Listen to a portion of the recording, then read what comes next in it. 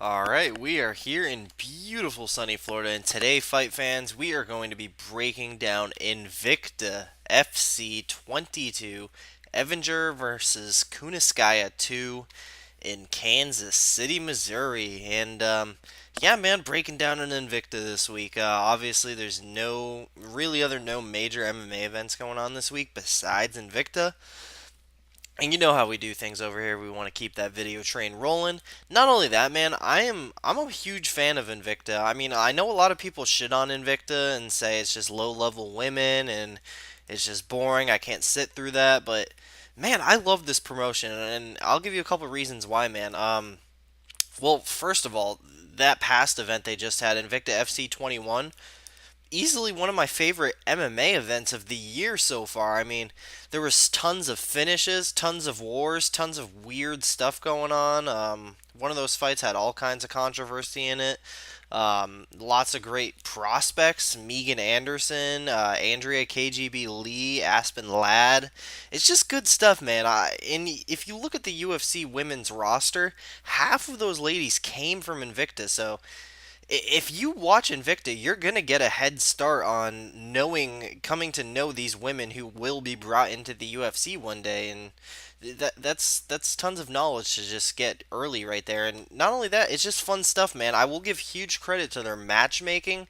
It seems like they're always making matches that are they're good at pointing out which fights are gonna be really close and pretty much just wars. Like there was even in the last event, the women may not have been so technically like gifted, and it wasn't that technical of a fight, but it was so evenly matched, and it just ended up making for such an exciting, awesome fight and entertainment, man. I mean, I know there's a lot of purists out there that can only enjoy the most like elite technical action, but man, as a fight fan, I enjoy close fights, and that's what Invicta brings. They either bring the really close, well matched fights, or they just make complete mismatches, which ends up being a nasty first round finish. And we saw plenty of first round finishes last Invicta. So, and right here in Invicta 22, we do have a great card, and I'm going to be breaking down the full 8 fight card here. Now, the first 3 fights, all 3 fights are a 1-0 versus a 1-0 woman, so I'm not going to be getting into those 3 a whole lot. But those top 5 fights, those are the real meat and potatoes of the card, so I am going to be getting a little bit more into that. And man, there's no lines out for this card yet, so just going to be I'm going to be giving you guys the way I lined the fights personally, and talking about who I plan on possibly making a play on if the line is right. So let's just get into it, man. First fight of the night, we got a women's 145-pound bout. We got Felicia Spencer, 1-0, taking on Madison McElhaney, 1-0. McElhaney, I'm probably pronouncing that wrong, but McElhaney making her Invicta debut here. Felicia Spencer did win her pro debut in Invicta last time out. Got a first round ground and pound stoppage. Now, Felicia Spencer, she's all right, man. She's not the most technically gifted. She definitely has a lot to work on, but she's super tough, super strong, super aggressive. She just goes at it. Like her first fight in her Invicta debut, she went out there, took that girl down in a minute, and just pounded the hell out of her. Just never stopped throwing ground and pound. Super ruthless, and that's what I like to see. And that fight was almost 2 years ago now, and I would assume she has made she's made strides in her technical abilities and has improved in the gym. And Madison McElhaney, this is the worst name to pronounce. She 1-0 as a pro, 2-0 as an amateur. I really could not find really anything on her. I would just assume that based on the Invicta experience and the positives that I did see from Felicia Spencer, I'm going to go ahead and say she gets another first round ground and pound stoppage. So moving on here, we got Cal Holliday, 1-0, taking on Miranda Maverick, 1-0. Cal Holliday, if you recall, was the woman who completely torched Tiffany Van Soest in her Invicta FC debut. Tiffany Van Soest, obviously one of the pound for pound best women kickboxers in the entire world. She made her Invicta debut a few months ago against Cal Holliday, who obviously was 0-0, relatively unknown. And Cal Holliday gave her the business, man. She showed her what's up. She showed that she's no slouch. I believe she has a military background. She's got a wrestling background. She's a solid fighter for 1-0, and I could see some potential there. Oh, this is a 115-pound bout, by the way. And Miranda Maverick, she went out there and won her Invicta debut last time out against another debuting fighter, and she's 19 years old. But she's got some damn good grappling, but that's really all she's got. She's a lot to desire with the striking. Um, Man, this is tough. I think just based on Miranda Maverick being just 19 years old with so much to learn, and Cal Holliday, she shows she's a tough mother effer, and she can go in there and whoop the hell out of these higher name women, and I think this is her spot to shine here and get that second W. I'm going to say Cal Holliday via a 30-27 decision via wrestling. And moving on here on the last 1-0 versus 1-0 fight, we got Suna Davidsdotter 1-0 fighting out of Iceland, taking on Mallory Martin 1-0. So Suna Davidsdotter, she fights out of Iceland in Gunnar Nelson's dad's gym. I believe it's Molnir, I want to say it is. I was super impressed with her in her Invicta debut. She's skilled, man. She's skilled. These past couple fights I talked about, they're not the most skilled women. Suna Davidsdotter is no joke, and she's definitely someone to look out for in that 115-pound division.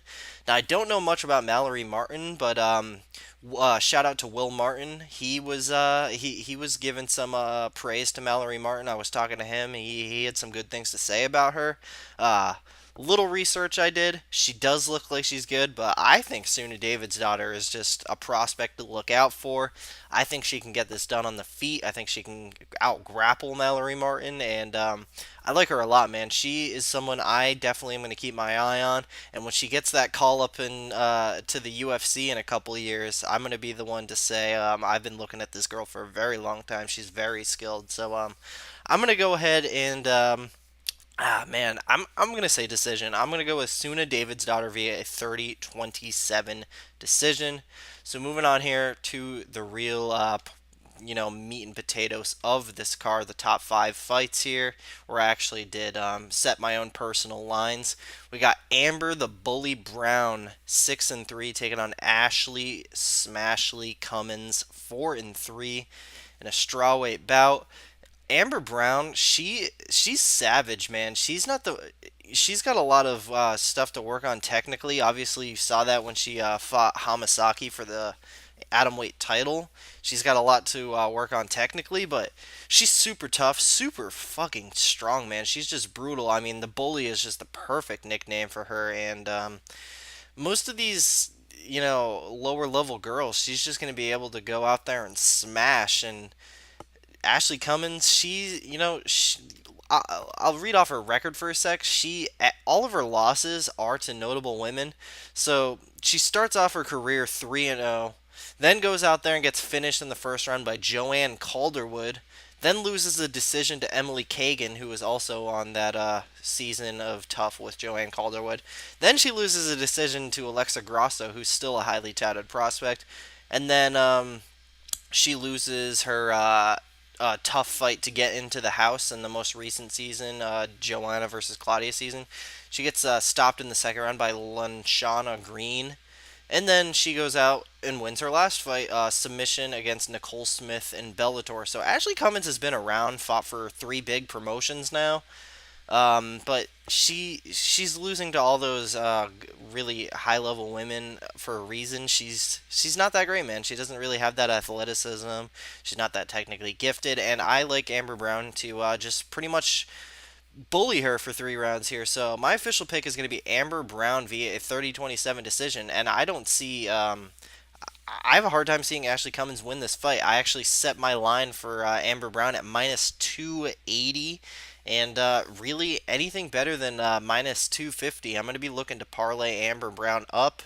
But in my honest prediction, I think the lines makers will probably set her somewhere around minus 250. So we'll see. I would definitely say Amber Brown is a solid parlay piece, though, for this weekend.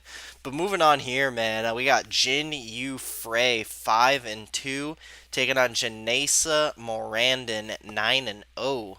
The debuting Brazilian here. Man, if you just looked at these records, you'd be like, "Oh, that's easy. The 9-0 girl is gonna go out there and smoke the 5-2 girl." Man, it's the complete opposite here. So Jin Yu is a girl I've actually been familiar with for a long time. She's an Invicta staple, one of the bigger names in Invicta.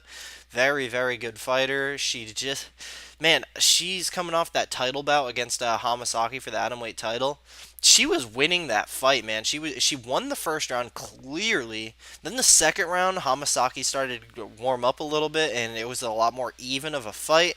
Then Hamasaki cuts Jinyu's face up, and the doctors had to stop the bout. So Jinyu Frey was doing very well in that title fight. She went before that title fight. She went out there and beat the former champion in Erica Tiburcio unanimous decision. Um, Really, man, I mean, look at her only two losses. A split to Jodie Esquibel, which could have gone either way. I scored it for Jinyu Frey. And then her other losses to the champ, Ayaka Hamasaki. So, Jinyu Frey is no joke, man. She's very skilled. One of the best atomweights out there. And then I looked up Janessa Morandin here. And I was looking at her record. I'm like, okay, I looked at the records of the girls she's beaten, and none of them have winning records. But still, being 9-0 to win 9 straight fights, that still shows something.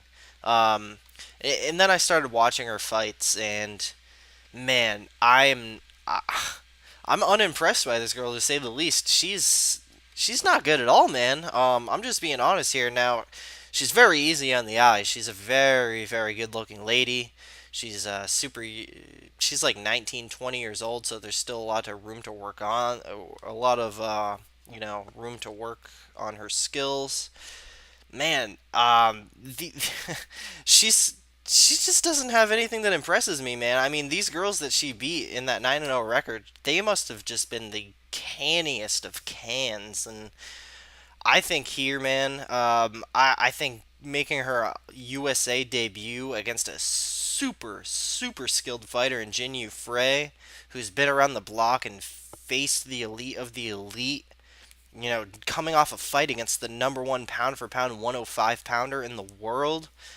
Jinyu Frey's gonna light this girl up and show her what's up, man. She's gonna hand her first pro loss, and I like Jinyu Frey to really, I would say, probably outstrike this girl for 3 rounds. I watched a pro. I'm not sure if it was pro, but I did watch a boxing match of Janessa Morandin versus some other Brazilian girl. My lord, that was bad, man. I guess boxing is her background, but she lost that fight. She didn't look good in that fight. She's I don't know, man. And I guess the cardio is probably gonna be a problem too, because she's like 5 feet and she's friggin' jacked. So if she goes out there and tries to swing bombs and fucking connect on Jinyu's face in the first round, she's gonna tire herself out and possibly even get finished in that second or third round. Because that is how she beat a lot of these lower level girls in Brazil. She's physically imposing. She's 5 feet, but she's friggin' jacked, dude. So she's got some power in her hands, but Jinyu's tough. She's going to be able to avoid those shots and definitely outstrike Morandin here for 3 rounds, possibly get that late finish. So my official pick is going to be Jinyu Frey via a 30-27 decision. And the way I lined this fight, I got Jinyu Frey. I set the line at minus 250. So Jinyu Frey also a good parlay piece. So probably going to be looking at a Jinyu Frey Amber Brown parlay if the price is right. But speaking of another possible parlay piece here, we got Jodie Esquibel 5-2 taking on Deanna Bennett 8-2 in a strawweight bout. Man, so Deanna Bennett's good, man. A lot of people will talk crap on her because she did lose that fight to Roxanne Martifari last time out. But people are like underestimating Roxanne Modafferi.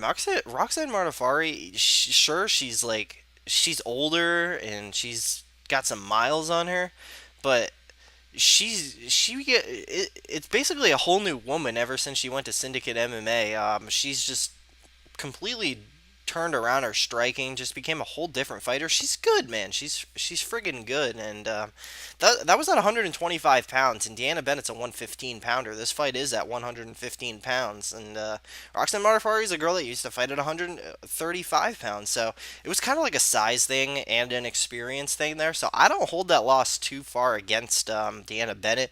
Also, was a split decision, could have gone either way. And then Deanna Bennett's only other losses to the 115-pound champ, or she's not the champ anymore, but she was the champ at the time. It was a title challenge for Deanna Bennett. Livia Hanada Souza went out there and just landed a beautiful body kick on Deanna Bennett, right on the liver. Bennett just fell over, couldn't do anything. It's just one of those perfect shots where anybody in the world is going to go down. But then she's got Jodie Esquibel here, man, who I don't think really high of at all. I mean, she's tough. She's got decent wrestling. But man, I think Deanna Bennett, Deanna Bennett, man, she's got some good wins on her record. She has a win over Juliana Pena, who's just tearing up the UFC right now. She's got a win over Invicta's current 125-pound champion, Jesus Christ, Jennifer Maya.